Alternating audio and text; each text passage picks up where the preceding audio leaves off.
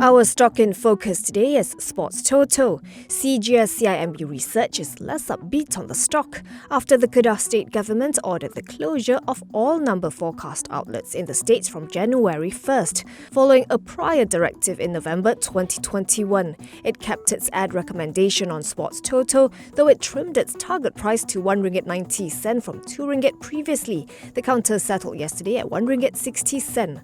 According to CGS-CIMB, the closure order comes as a negative surprise since the outlets in Kedah remained operational even after the directive was issued and continued operating up until the expiry of their permits at end 2022.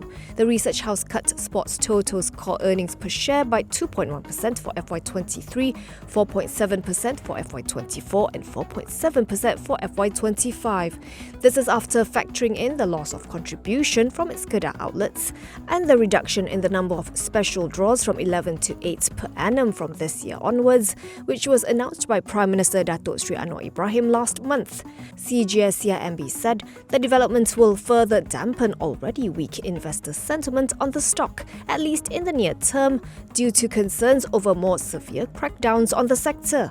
Following the earnings revision, it sees core EPS rising 10.4% year-on-year in FY23, driven mainly by number forecast operators' sales recovery and normalisation of the effective tax rate post-Cukai Makmur in FY22, before easing 1.8% year-on-year in FY24, which is when it will see the full-year impact of the Kedah outlet closures, and then growing 1.6% year-on-year in FY25. It forecast slightly lower dividends per share of 11.9 sen in FY23, 11.7 sen in FY24 and 11.9 sen in FY25.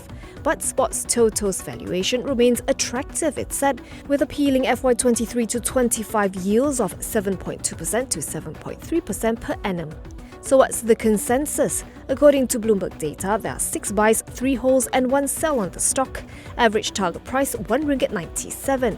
Sports Toto ended yesterday at RM1.60, so that's a potential upside of about 23%.